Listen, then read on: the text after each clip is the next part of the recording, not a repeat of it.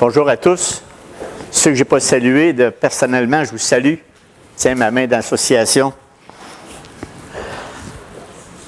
J'écoutais tantôt, durant le temps de prière, la prière de Simon. J'ai dit, il y a lu dans mes pensées ou dans le message qui va se préparer tantôt, parce qu'il parlait vraiment de quelque chose qui est vraiment important pour le chrétien. C'est-à-dire que pour la vérité, lui-même, il dit d'être solidement ancré dans la vérité parce que ce qu'on voit dans le moment, ça nous rend confus. On dit, c'est où est la vérité dans tout cela? La base, je dis la base, où ce que je lisais dernièrement, il y a 2-3 semaines, qui m'a amené à préparer ce message dans Philippiens 1, verset 9 à 11, c'est vraiment un livre que John MacArthur a écrit. Un livre que j'ai lu il y a à peu près 6-7 ans. Il a été édité en 2010. Puis, comme ça, je regardais, puis je pensais justement à un verset que je lisais dans Jean par rapport à quand il a rencontré Jésus. Puis lui, il a dit « Je suis la vérité », puis il a dit « Qu'est-ce que la vérité? » Et ce livre m'avait vraiment touché il y a une couple d'années, mais c'est comme si je ne l'avais jamais lu. Je viens de relire et il y a des vérités là-dedans ce matin que je veux partager avec vous pour qu'on reste ancré dans cette vérité. Vraiment, on est dans la guerre pour la vérité, plus que jamais.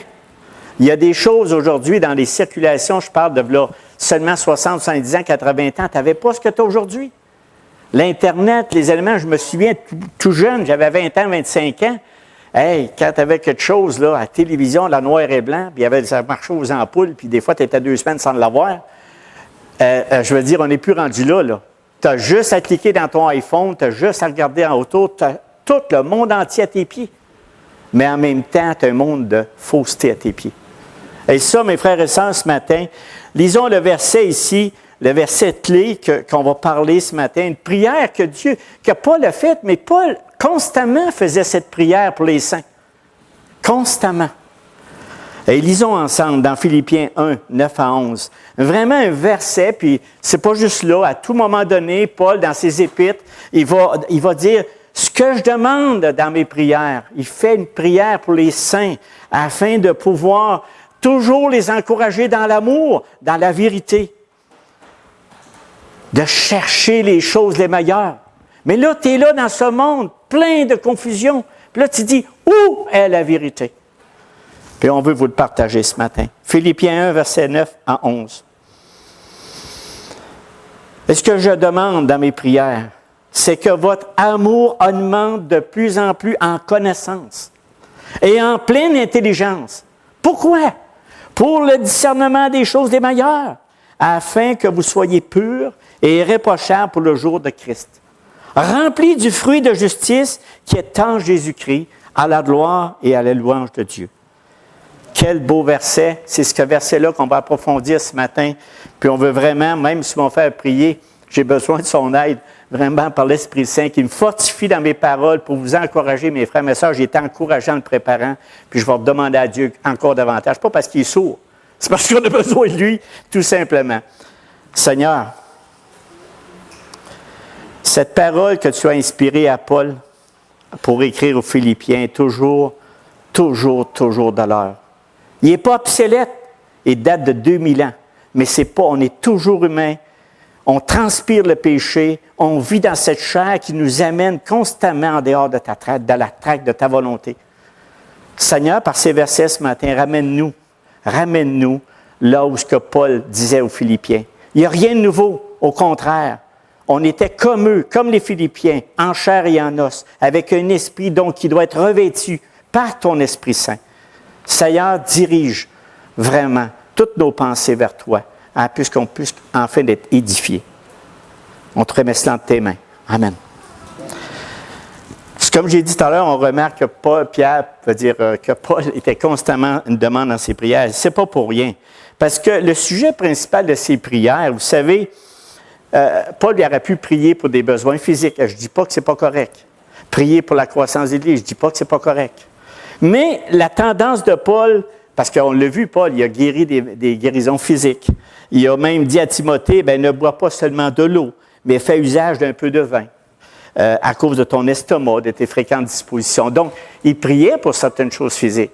Mais la majorité du temps, Paul priait pour que notre bien-être spirituel, qu'on soit accroché à lui, qu'on soit accroché dans son amour, l'amour de Christ. Et ces 3 versets, c'est frappant parce que il dit que notre amour augmente de plus en plus en connaissance et en pleine intelligence. Pourquoi? Afin que nous puissions discerner des choses les meilleures. Absolument.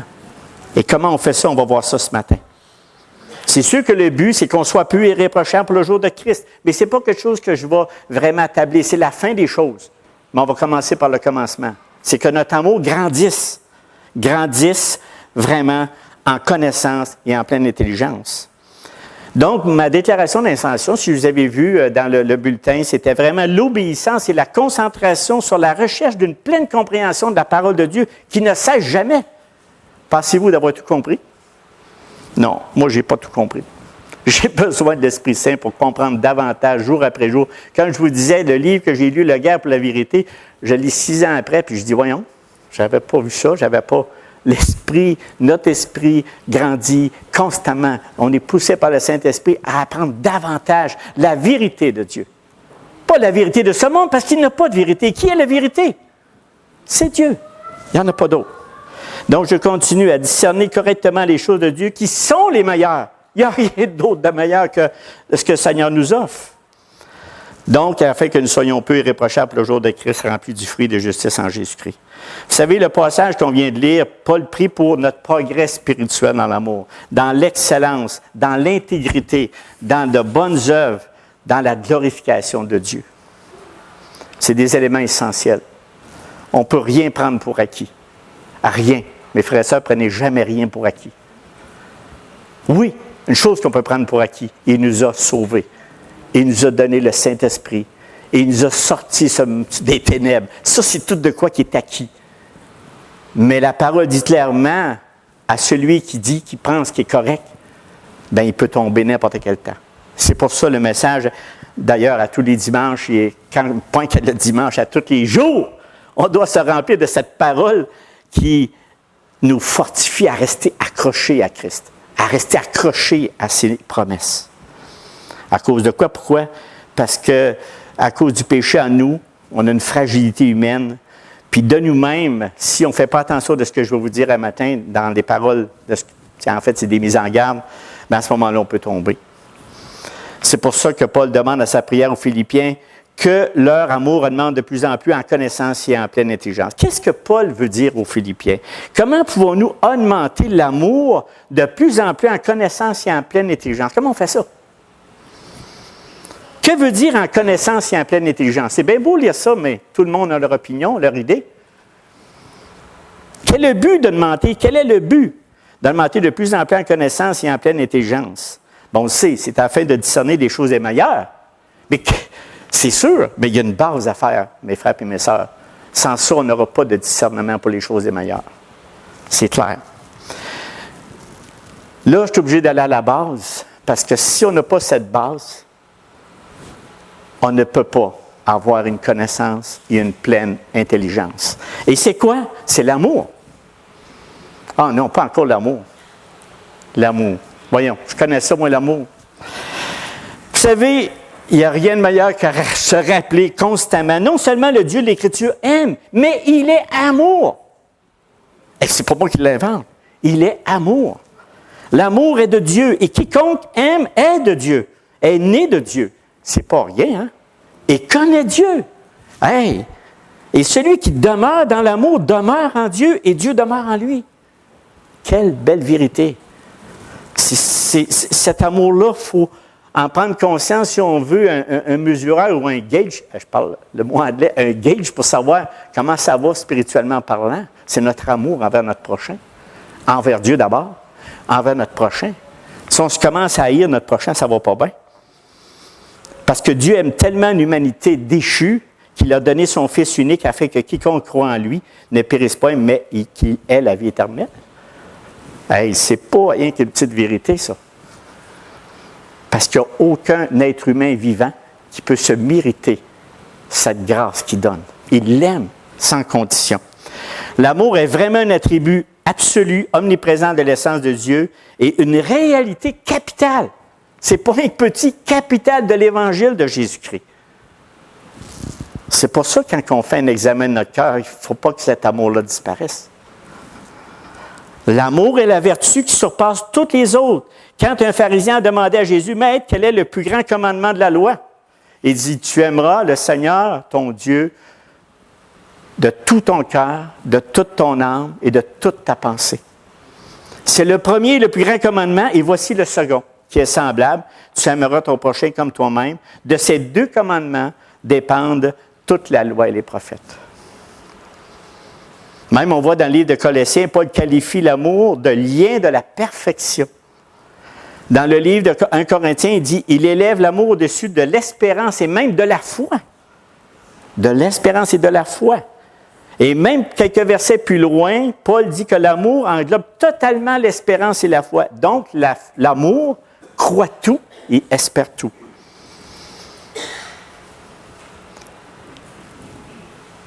On ne parle pas de l'amour de ce monde. L'amour comme le monde le comprend. Nous, on a déjà connu cet amour. Et ce n'est pas un amour qui donne la vie. Pas du tout. Parce que l'amour, c'est vraiment de nature et d'origine divine. C'est cet amour-là qu'on parle. Si on aime, comme je viens de le dire dans les Écritures, c'est parce que vraiment, l'amour de Dieu vit en nous. Il se réveille, ça transpire. Pour nous, nous l'aimons, pas parce qu'on l'a aimé, là. On n'était pas capable d'aimer, pas avec notre chair. Pour nous, nous l'aimons parce qu'il nous a aimé le premier. S'il ne nous avait pas aimé le premier, on ne serait même pas là. Maintenant, comment vient cet amour divin? L'amour divin est le produit seulement par l'œuvre du Saint-Esprit dans le cœur de ceux qui lui appartiennent. On ne peut pas l'acheter, on ne peut pas le rentrer, on ne peut pas. Tu ne vas pas au Walmart pour aller acheter de l'amour, il n'y en a pas. Ça n'existe pas, c'est seulement le Saint-Esprit, c'est quelque chose qui y appartient. Et c'est écrit noir sur blanc ici, parce que l'amour de Dieu est répandu dans nos cœurs par le Saint-Esprit qui nous a été donné. Puis c'est tellement important, quand on parle de fruits de l'Esprit, parce que les fruits de l'Esprit sont expliqués clairement dans Galates 5, 22, et avec quoi qui commence? L'amour. C'est le premier élément du fruit de l'Esprit et le plus important. Et comment savoir si nous avons l'amour divin? Bien, c'est quand on a l'amour pour les autres chrétiens, qui est une marque indéniable de la foi salvatrice. Puis moi, c'est un mesureur pour moi, mon cœur. Oh, je suis humain, un cœur humain. Puis parfois, il nous arrive toutes sortes de petites choses qui nous amènent des choses à ne pas aimer, surtout nos frères et nos sœurs en Jésus-Christ. Et ça, c'est un bon mesureur. C'est de se ramener à Christ. Puis de dire, Seigneur, pardonne mon péché parce que ça ne va pas avec ta volonté. Il faut apprendre à s'aimer les uns les autres d'un amour qui vient de Dieu seulement. Parce que c'est écrit ici clairement, « À ceci, tous connaîtront que vous êtes mes disciples si vous avez de l'amour les uns pour les autres. » Pourquoi je parle tout le temps de ça, de l'amour? Parce que si on n'a pas cet amour divin, on ne peut pas avoir cette connaissance, il y a une pleine intelligence. Puis on ne pourra pas discerner non plus les choses les meilleures. Ça prend l'amour de Dieu. Ça prend vraiment cet amour-là. Par obéissance au commandement du Seigneur, les croyants choisissent délibérément d'exprimer l'amour qu'il a placé en eux. Ils le font, que les autres soient sympathiques ou non. On vient de le voir pendant 4 jours. Il n'y a pas des gens sympathiques sur cette terre. Puis même autour de nous autres, dans notre ville, puis même nos voisins des fois. Mais, je demande à Dieu dans mes prières, parce que souvent, quand tu fais de l'évangélisation, tu regardes ces gens-là, tu as toutes sortes d'idées pas correctes, là, dans ta tête. Oh, lui, il fait dur. Oh, puis lui. Puis des fois, tu penses que quelqu'un, il est super bien, puis c'est le cœur le plus. Mais ça, c'est pas moi qui juge ça. Ce que je veux vous dire, j'ai dit, Seigneur, donne-moi de l'amour pour parler de ce Jésus que tu es. De cet amour, parce que tu es amour. Comment moi, je peux être un modèle de parler de l'Évangile de Jésus-Christ si moi-même, je ne suis pas un amour? L'amour de Christ, d'aimer ces gens-là qui ne sont pas aimables. Aimer des personnes qui ne sont pas aimables, des personnes qui comme on a chanté tantôt, des personnes qui te donnent des injures ou qui ne pas nécessairement maudire, mais des fois oui, mais ils ne veulent pas voir ta face. Bon. Bien, ça prend l'amour divin pour le regarder aussi. Vous savez, puis pour y parler aussi, avec le sourire de l'amour, sans hypocrisie. Un autre point que je voudrais amener sur l'amour, que c'est très important de saisir et de comprendre, l'amour divin n'est pas stagnant ou stable. Tu sais, ah Seigneur, tu m'aimes. Merci pour ton amour divin qui vit en moi. Et là, tu es parti sur une balloune. Ça peut durer 2, 3 semaines, un mois. Et là, à un moment donné, tu te mets à haïr. Vous savez, c'est important que je vous dise ça parce que je ne suis pas à part de vous. Ça fait ça. Ça fait ça. À un moment donné, là, il dit, Seigneur, qu'est-ce qui se passe? Pourquoi je me mets à haïr mon prochain? Pourquoi que mes frères ou mes sœurs peuvent être un lourd fardeau pour moi? Là, c'est pas, l'amour, on ne demande pas, là. Non. Ici, l'amour est dynamique. Il n'est pas stagnant. Il ne reste pas. Il fait des hauts et des bas. Et nous, il faut le savoir, ça. Ce n'est pas juste une émotion. Souvent, on va dire l'amour, c'est une émotion, c'est un sentiment. Ce n'est pas ça du tout, l'amour divin. Il augmente, il s'exprime toujours de plus en plus dans un caractère juste et un service humble. C'est un amour qui grandit, qui augmente dans toute la vie du croyant. Donc, nous, on a besoin des baromètres pour pouvoir ajuster cet amour divin dans nos cœurs. Et c'est ce que je veux vous parler ce matin. Mais je commence à la base. Je commence vraiment à la base. Un monde en confusion, un monde en décroissance, il faut s'en rendre compte, il faut le saisir. Parce que si on ne fait pas attention, subtil. Je pense toujours qui est la chose la plus simple quand Satan s'est approché de Ève. Voyons, elle n'a rien vu. Fait que nous autres, c'est la même affaire. On est toujours en danger. Comme on est dans le monde de confusion, par notre nature humaine, tout va en décroissance. Nos maisons, on est obligé de les réparer parce que ça va en décroissance. Nos autos, on est obligé de les réparer, même si tu les répares, ils vont en décroissance. Tout pourri, tout s'en va. Fait que, écoutez, il n'y a rien. Donc, la société elle-même est en décroissance. Donc, si nous, qui sommes humains, charnels, nous autres aussi, on est en décroissance. Il faut le savoir. Ça, il y a une énergie, une dynamique sur l'amour qui fait que si tu ne l'entretiens pas, tu vas décroître. Tu vas t'enfoncer. Tu vas perdre l'amour divin en toi pour Christ d'abord, pour le Dieu vivant d'abord. Puis après ça, là, tu vas trouver toutes sortes d'excuses pour pouvoir te... Ah, c'est moi qui ai raison. Tu viens de tomber dans le panneau de toi-même. Mais ça, on va en parler un petit peu plus loin parce que c'est les 3 éléments que je vais vous garder pour la fin, des éléments d'indice pour voir le baromètre de notre amour divin qui est en nous. Mais ça, la loi physique que je viens de vous parler de décroissance, de toutes les choses que tu vois, ça ne peut pas tenir debout. Bien, c'est la même chose pour nos vies chrétiennes. Si on ne fait pas attention, on ne se rend pas compte, on va tomber dans un désordre spirituel. Et puis là, parfois, tu dis, ouais, ça allait bien avant. Comment ça se fait que là, ça va mal? Comment ça se fait que j'ai des sentiments d'amertume? Comment ça se fait que j'ai des sentiments de blessures, de choses, toutes sortes de choses qui peuvent arriver dans... Et c'est là qu'il faut faire vraiment un examen des Écritures. Prendre le temps de regarder la vérité. Regarder la vérité qui vient de Dieu seul. Donc, pour éviter ça, les croyants doivent s'appliquer à étudier la parole de Dieu et à y obéir. Ah, t'es tannant avec ça, Gérard. Oui, mais je parle pour moi, là. Si je ne le fais pas, j'ai un problème. Il faut que je me confie dans sa grâce, dans sa puissance, continuellement pour grandir, pour que l'amour augmente en moi. Si je ne le fais pas, mon amour va diminuer. C'est clair. Là, Gérard, tu fais des œuvres. Non, mais je vous dis que vous savez, là, il y a une dynamique sur cette terre que je dis toute décroît. Bien, nous autres, là, c'est pareil, la même chose. Il faut se rester éveillé. Et là, j'ai une parole ici qui est claire dans Romains 17, 21, 25, que je vous le dis dans Paul. Et puis j'aime, mais quand je dis j'aime, ce verset-là me stimule. C'est Paul qui dit, je trouve en moi cette loi. Quand je veux faire le bien, le mal est attaché à moi. Quand je prends plaisir à la loi de Dieu, selon l'homme intérieur, mais je vois dans mes membres une autre loi qui lutte contre la loi de mon entendement et qui me rend captif de la loi du péché qui est dans mes membres. Misérable. Alors, ce verset-là, il vient seul dans ma tête. Quand je me vois dans une situation là, misérable que je suis, qui me délivrera de ce corps de mort?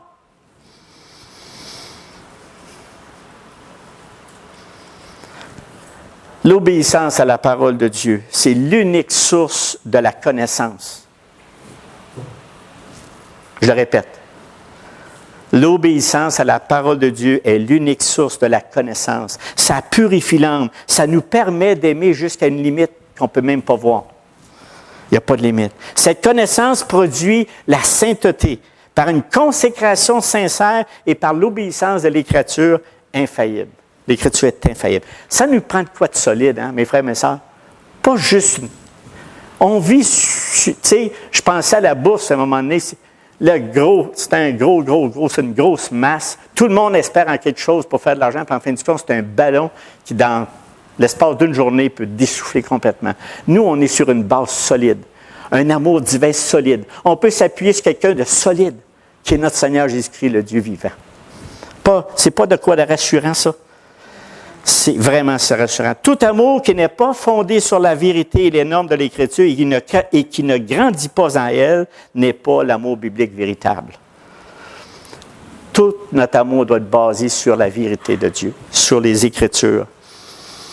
Dieu ne peut pas, des fois, on va entendre des choses, des personnes nous disent « Ah, ben là, Dieu ne peut pas approuver ou bénir des impulsions, des sentiments qui nous amènent à désobéir à l'Écriture. » Exemple, je cherchais un exemple. Parfois, quelqu'un va dire, les gens tentent de, sans viser personne, de justifier une relation immorale en prétendant que c'est le Seigneur qui les a conduits à tomber amoureux. Répudie la parole de Dieu, car l'Écriture condamne clairement. Mais c'est pas vrai. C'est quand tu t'amènes dans une relation immorale. Qu'est-ce que Dieu dit? L'Écriture condamne clairement l'immoralité sexuelle sans exception. Il n'y a pas de... C'est pas leur sens. Ah, ben je pense que je l'aime, puis là, on va voir plus tard. Puis... Non. C'est juste un exemple. Là. Mais tout à l'heure, on va aller plus loin, parce que je vais vous donner 3 points pratiques que vous puissiez à tout temps pratiquer ça, régulièrement. En tout cas, ça aide. Moi, ça m'aide. Donc, l'amour divin est aussi intelligent. Non seulement il abonde dans la vie de celui qui a une connaissance véritable et juste de la parole de Dieu, mais il est plein d'intelligence. Là, qu'est-ce que ça veut dire? Qu'est-ce que ça veut dire? Quand tu regardes le mot grec, comment Paul, le mot qu'il a utilisé pour écrire ce verset-là, parce que nous, on l'a en français, puis on a regardé ça en pleine intelligence, bien, on va voir sa racine qui se rapporte essentiellement à des préférences ou à des goûts personnels. En fait, Paul appelle les chrétiens à mettre leurs préférences et leurs goûts personnels pour se concentrer sur la recherche d'une pleine compréhension.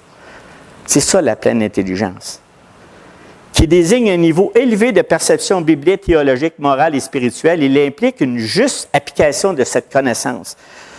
Bon, vous allez comprendre au fur et à mesure que j'avance. Autrement dit, la pleine intelligence est la compréhension et l'appréciation de la connaissance véritable de la vérité, de la révélation divine, qui engendre une vie de sainteté. Puis ça ne se fait pas comme ça, là.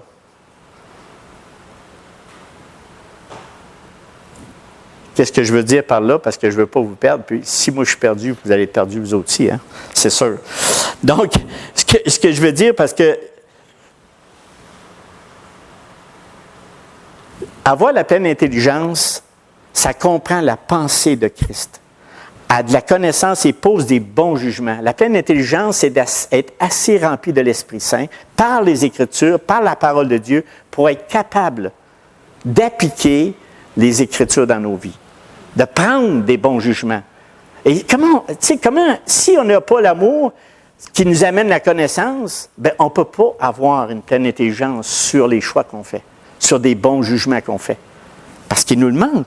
Donc, on n'a pas pris le temps de lire ce que Dieu pense, ce qu'on doit comprendre des Écritures. Vous me suivez? C'est-tu plus clair, là? C'est pour ça que j'ai pris le temps de le noter, parce que l'amour biblique est loin d'être aveugle. Loin d'être aveugle. J'ai jamais vu plus clair dans ma vie par les Écritures que quand je vivais dans ce monde. Parce que dans ce monde, tu te promènes comme une feuille au vent. Tu prends à peu près, on va voir tantôt, on va passer là-dessus, mais je ne vais pas dévancer mes notes. Donc, il comprend la pensée de Christ, la connaissance qui fait que tu fais des bons jugements. Ça fournit aussi des instructions claires pour mener une vie sainte, tout simplement. C'est ça d'avoir la pleine intelligence. Parce que la parole de Dieu, il dit, examinez toutes choses, retenez ce qui est bon, abstenez-vous de toute espèce de mal. Donc, en résumé, dans cette partie-là, notre obéissance qui est la connaissance et notre concentration qui est l'intelligence continue et sans relâche sur notre recherche d'une pleine compréhension de la parole de Dieu. Fait que c'est quelque chose sans cesse. Ça va automatiquement nous amener à discerner correctement les choses de Dieu qui sont les meilleures. Vous comprenez-vous la base, le point, l'amour qui est bien rentré dans nos cœurs, ça nous amène une connaissance et après ça, c'est la pleine intelligence de savoir et faire des bons jugements. Maintenant, on arrive justement à la place, c'est quoi le discernement? Quand un croyant est dominé et contrôlé par l'amour de Dieu, il a un désir correspondant de vivre selon la volonté de Dieu, et ce, aussi pleinement et fidèlement que possible. Que veut dire le mot discernement? C'est bien beau, on est rendu là.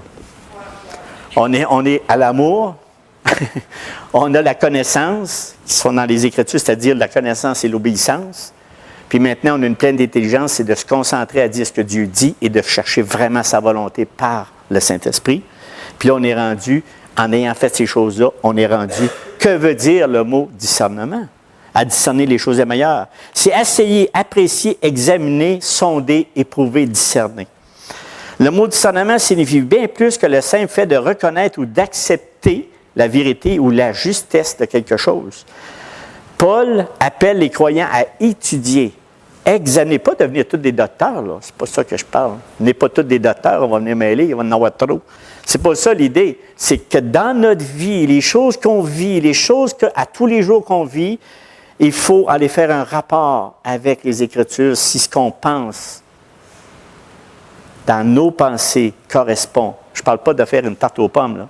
Je ne parle pas de faire de quoi. Je parle vraiment des choses spirituelles, dans les choix de nos relations, entre voler et mentir. Tu sais, voler et pas voler. Mentir et dire la vérité. Exemple. Donc, l'expression pour le discernement des choses les meilleures signifie évaluer, déterminer, identifier soigneusement ce qui est le meilleur, le plus important et le plus crucial. Je vais vous dire quelque chose que je vais vous lire, je ne veux pas offenser personne ici. La plupart des gens ont du discernement dans les choses qui ont de l'importance pour eux. Je ne suis pas à part. Je suis complètement avec vous. Puis quand j'ai lu ça, j'ai dit, oui, il faut que je partage ça avec mes frères et mes sœurs. Ça va vous faire réfléchir. Puis des fois, je tombe, puis je tombe. Je veux dire, je ne me mets pas au-dessus de vous, là.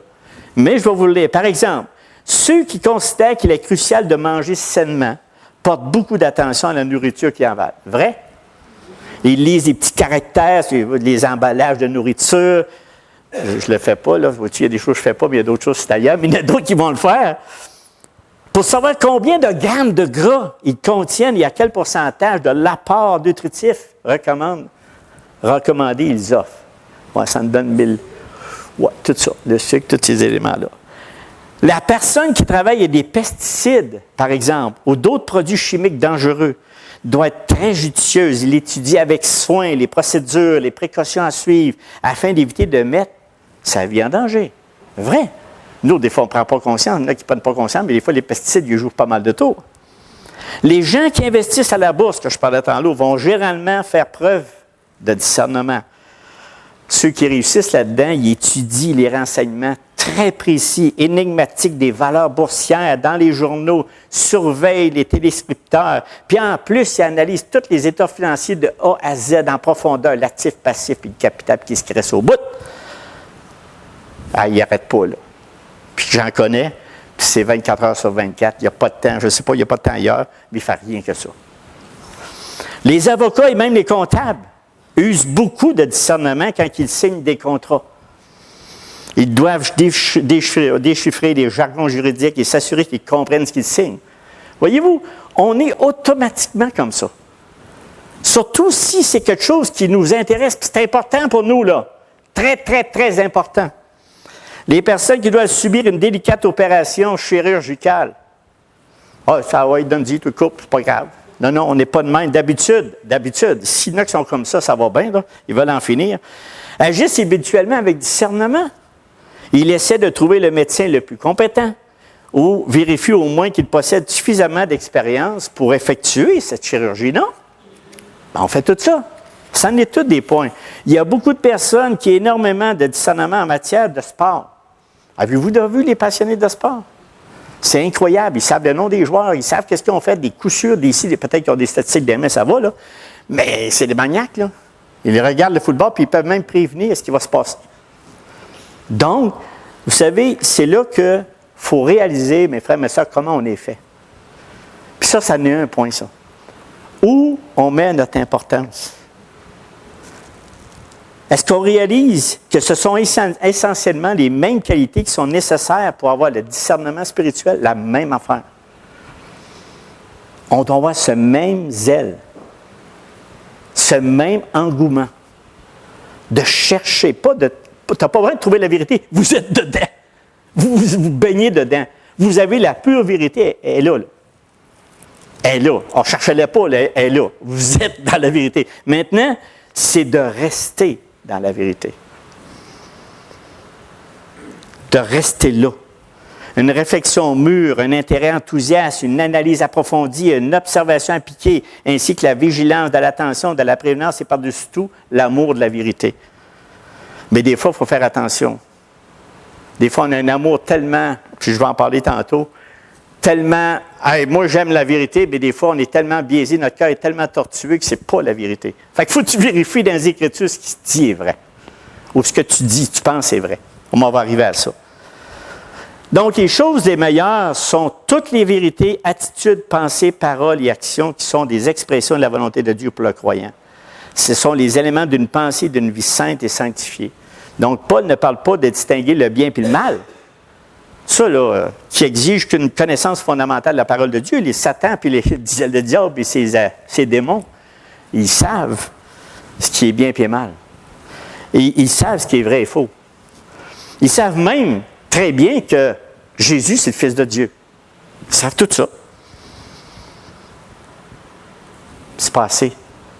C'est pas assez juste de savoir ça parce que tu vas être facilement séduit. Tu vas facilement tomber. Donc, ici, c'est le désir et la capacité de découvrir les choses des meilleures en lisant la parole, comme je lis dans 9, les versets 9 et 11. Ce que je demande, c'est ça, que dans mes prières, c'est que votre amour augmente de plus en plus en connaissance et en pleine intelligence pour le discernement des choses les meilleures. Mais c'est quoi les choses les meilleures? Qu'est-ce qui nous donne du goût, comme on dit, mais c'est mon expression à moi, du chien. Tu sais, il va dire, tu fonces, puis tu veux mordre. Tu veux mordre la vérité, tu veux comprendre la vérité. Tu ne veux plus te laisser aller comme un enfant qui est battu partout, qui engobe n'importe quoi.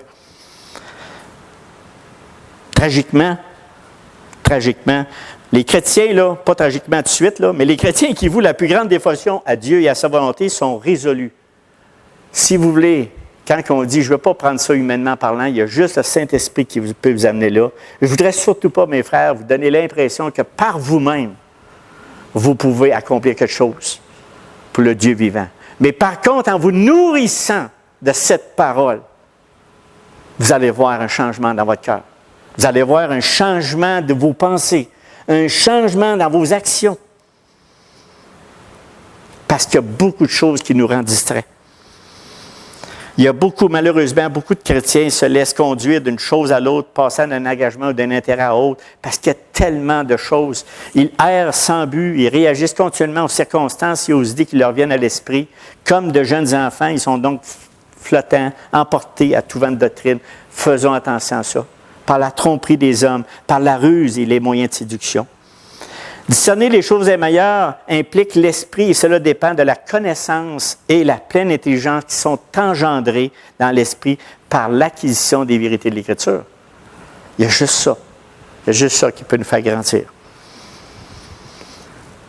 Souvent, on néglige les profondeurs de Dieu. On ne pense pas avec la pensée de Christ. On règle nos problèmes, souvent spirituellement, en disant « ça doit être ça ». Mais ce n'est pas ça. Vous savez, quand on a l'appel de Dieu qui nous sort des ténèbres, qui nous met vraiment cette pensée-là dans notre cœur, on mélange toutes sortes de choses.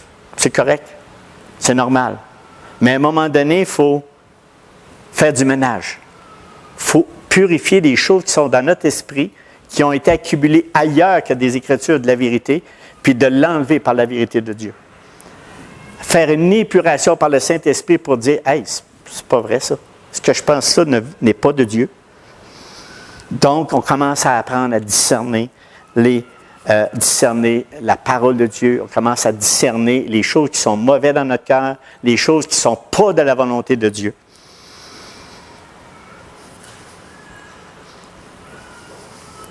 Comment mettre en pratique le discernement spirituel? Ça, c'est pratique, plutôt très pratique.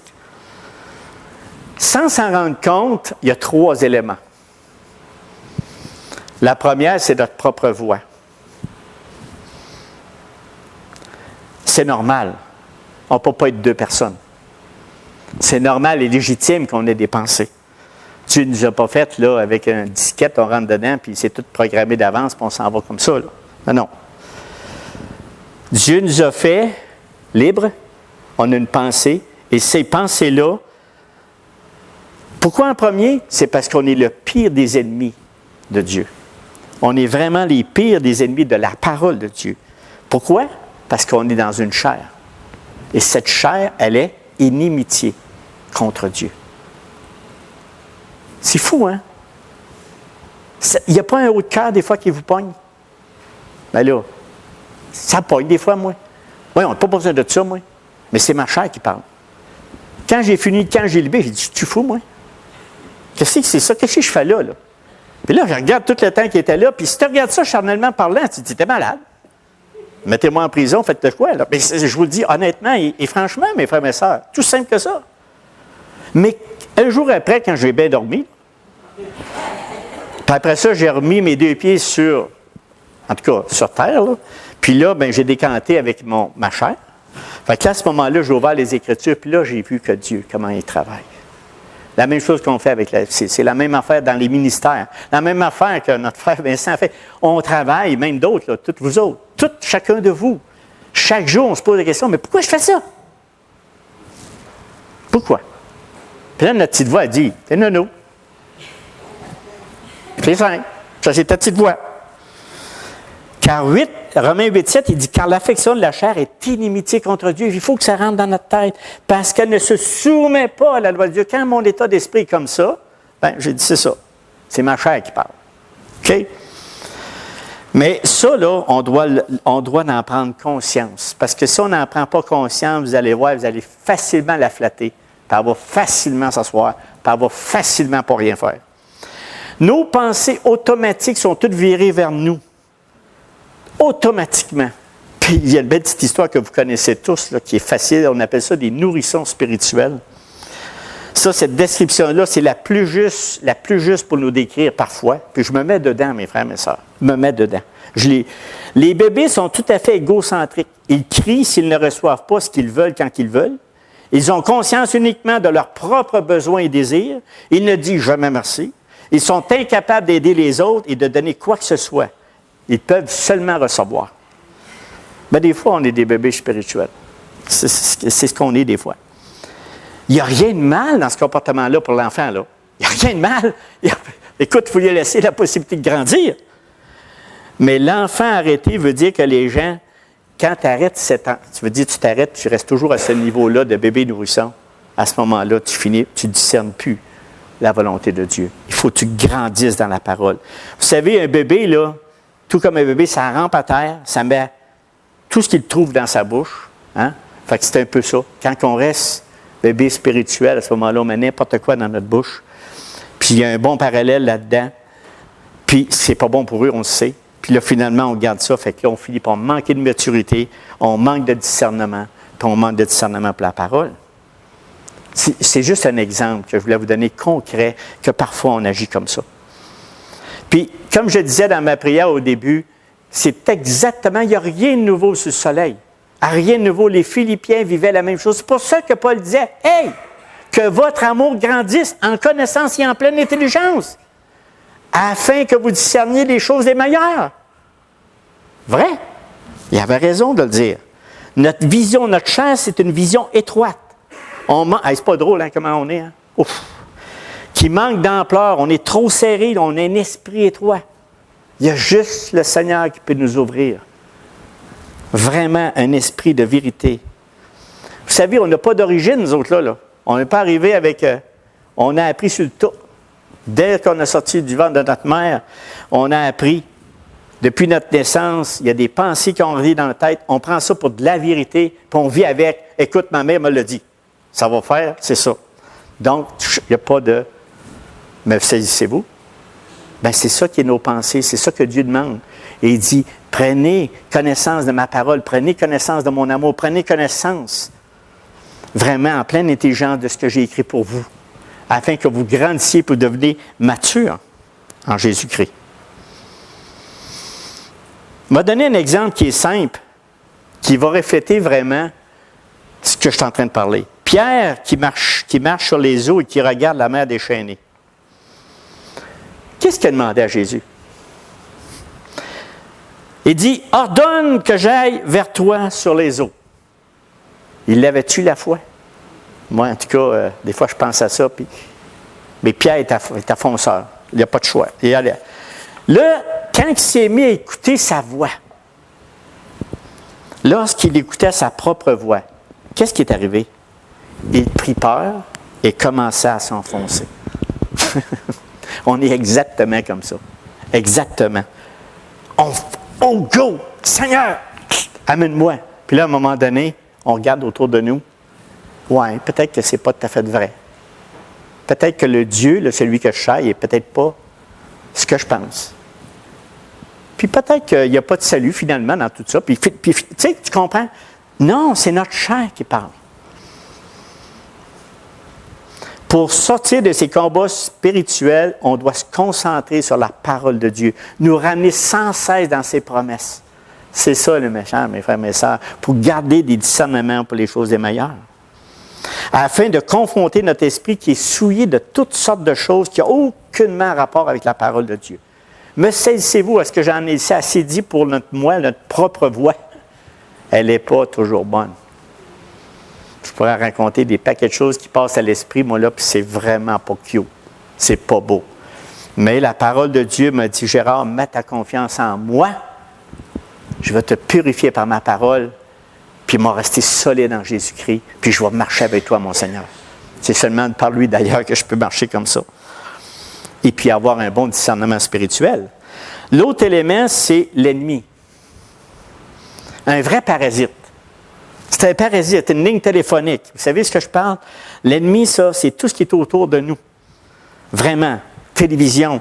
Une génération qui ne veut plus rien savoir. Il peut y avoir beaucoup de divinités, mais pas le vrai Dieu. Des émissions religieuses pourries d'un peu toutes sortes de mensonges et de vérités. Des vérités et des mensonges. Ça prend vraiment du discernement spirituel pour bien comprendre, pour voir la vraie vérité de Dieu là-dedans.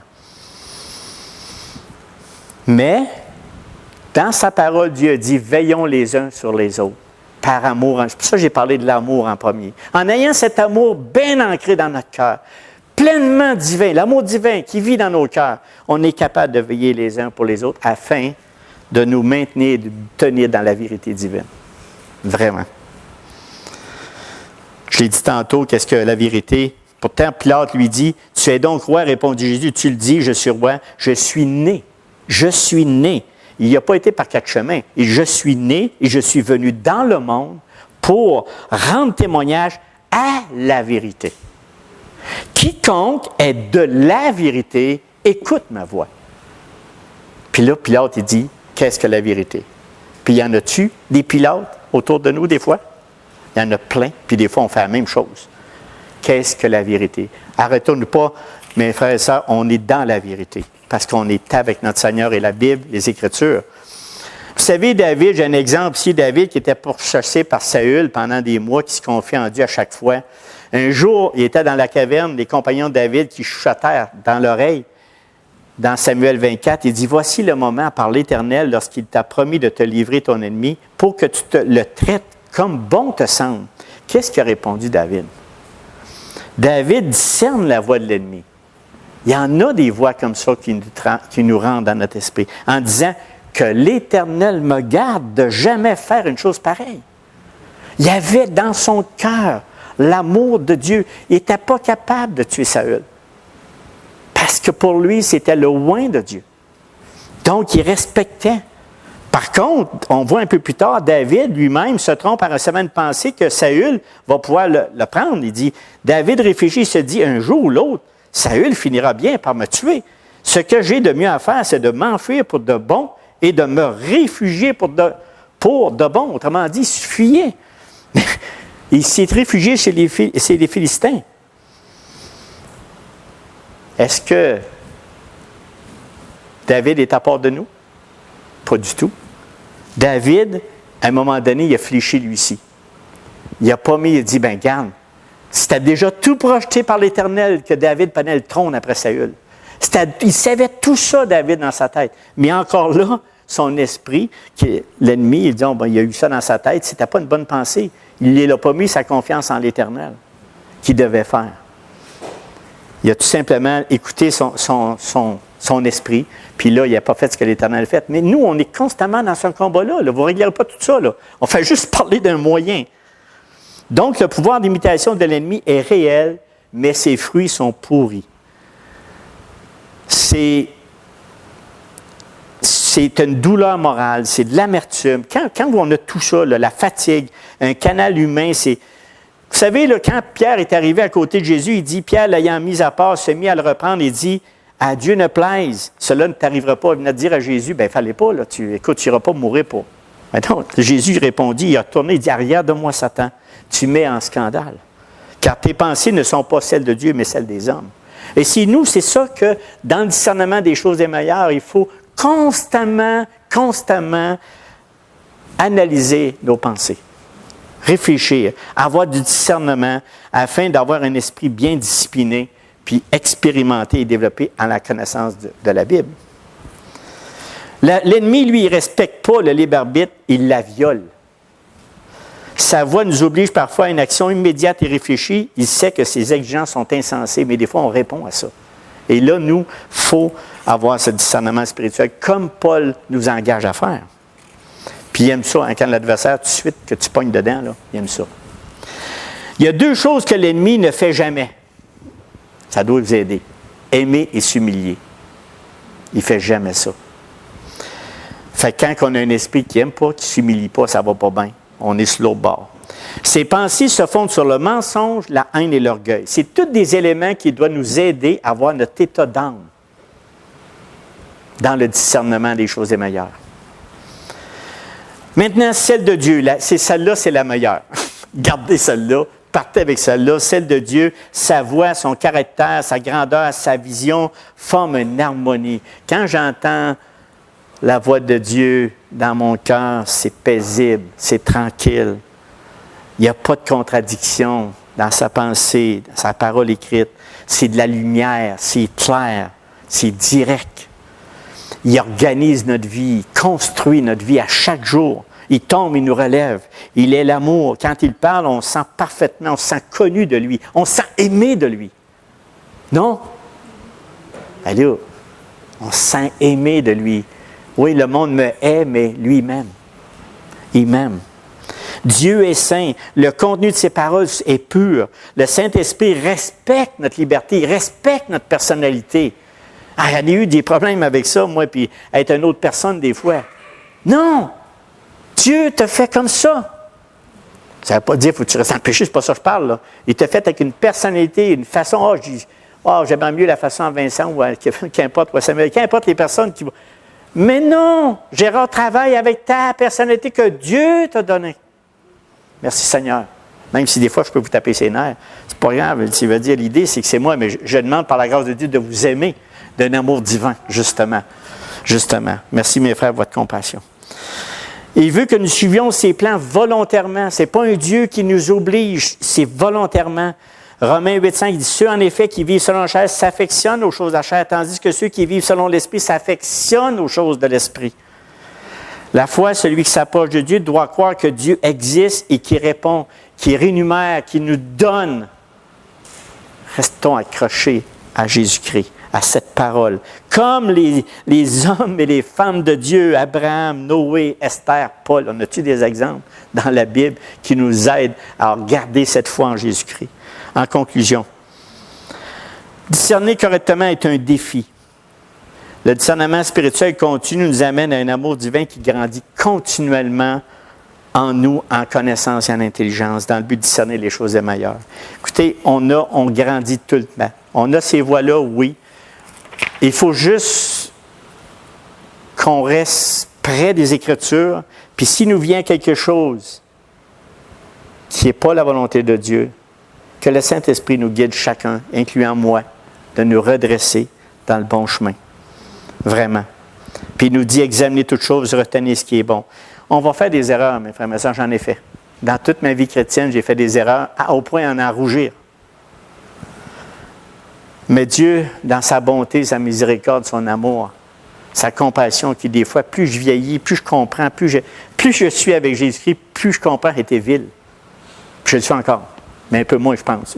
En tout cas, je pense. Mais ça, je veux davantage comprendre sa volonté pour qu'il transforme toujours mon cœur de chair à un cœur avec un amour divin. C'est ma prière pour chacun de vous ce matin, que vous partez avec cet amour divin qui nous fait connaître sa connaissance, puis il nous donne une pleine intelligence de tout ce qu'on vit, mes frères et mes sœurs. C'est ça mon message ce matin que j'avais sur le cœur à vous parler. Puis ça ne se fait pas de nuit. Si on a du retard, ça ne se fera pas de nuit. Ah ben Seigneur, donne-moi une dose du Saint-Esprit pour que tu fasses. Non. Chaque jour suffit sa peine. Je retourne tantôt, dans quelques minutes, il faut que j'aille rejoindre mon frère Richard là-bas. Il est tout seul à Martinique. Fait que je vais partir vite tantôt, mais c'est pas devenir un activiste fou, là. Faites pas comme Gérard, parce que ça peut risquer d'avoir des... Faites pas comme moi, là. Ce que je veux dire, c'est que cet amour divin qui vit en nous, cette puissance que Dieu nous donne, il est pour chacun de nous. Puis je vous le dis, c'est des promesses qui sont là, parce qu'on ne peut pas rester stagnant. On descend, on ne perd pas le salut, c'est pas ça que je parle. Mais notre amour va se refroidir. Mais si vous voulez garder un amour bouillant pour notre Seigneur Jésus-Christ, tenez-vous prêts, examinez toutes choses, regardez les Écritures, regardez vos pensées, méditons constamment ce qui se passe dans notre tête, des fois là. Ben, s'il faut, c'est important parce que c'est toute la base. Donc, le discernement vient seulement à mesure qu'on exerçons notre esprit à la compréhension de la vérité de la parole, que nous apprendrons à appliquer cette vérité dans nos vies avec habileté. Et c'est la prière de Paul pour chacun des croyants en Philippiens, puis à nous, l'Assemblée chrétienne de Rouyn-Noranda 2019. C'est le même message que Paul nous donne ici. Notre obéissance et notre concentration sur la recherche d'une pleine compréhension de la parole, à discerner correctement les choses de Dieu qui sont les meilleures, afin que quoi? Ça, je n'ai même pas parlé. Afin que quoi? Nous soyons purs et irréprochables pour le jour de Christ, remplis du fruit de justice en Jésus-Christ. Prions, mes frères et sœurs. Seigneur, notre Dieu, notre Maître, quelle bonté, quelle miséricorde que tu as pour chacun de nos vies. Moi-même, Seigneur, qui a parlé de tes vérités, je me sens tout petit là-dedans. Et je me joins à mes frères et mes sœurs afin qu'on reste vraiment accrochés à ces vérités, avec un amour qui nous stimule, qui nous guide à vouloir chercher constamment ta face, afin qu'on puisse vraiment, de jour après jour, année après année, toujours purifier de plus en plus notre cœur, afin qu'on grandisse. La prière de Paul, l'enfant que tu as inspiré quand il écrit ça à Philippiens, nous dit vraiment que cet amour doit grandir. Et Seigneur, c'est par ton Esprit Saint, par ta parole, qui va nous permettre vraiment de grandir en connaissance et en pleine intelligence pour vraiment discerner les choses les meilleures qui est toi, Seigneur Jésus-Christ. Amen.